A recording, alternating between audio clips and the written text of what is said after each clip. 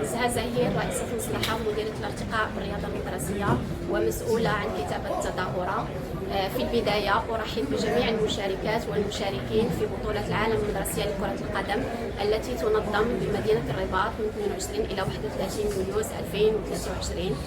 مرة أخرى فالمملكة المغربية في الموعد لتؤكد للعالم بأسره عن قدرتها على تنظيم كبريات التظاهرات الدولية، ولتؤكد عن انفتاحها وعن تنوعها الثقافي والحضاري والتاريخي، وأيضا لتبرهن عن الدور الريادي الذي تلعبه الرياضة المدرسية المغربية على الصعيدين القاري والإفريقي. فكما ترون فقد تم اتخاذ جميع الإجراءات والترتيبات لإنجاح هذا الاستحقاق الدولي في إطار لجان التي تشتغل ليل نهار.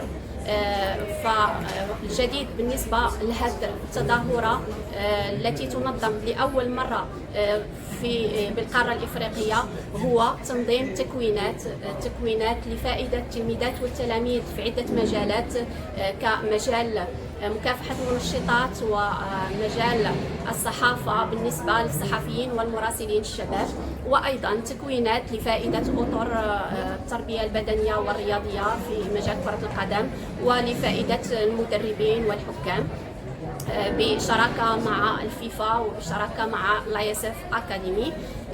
إذن فأتمنى التوفيق لجميع المشاركات والمشاركين، والتوفيق خاصة لمنتخباتنا الوطنية التي تمثل المغرب، وأشكركم على مواكبتكم لهذا الحدث الرياضي الهام، وشكرا.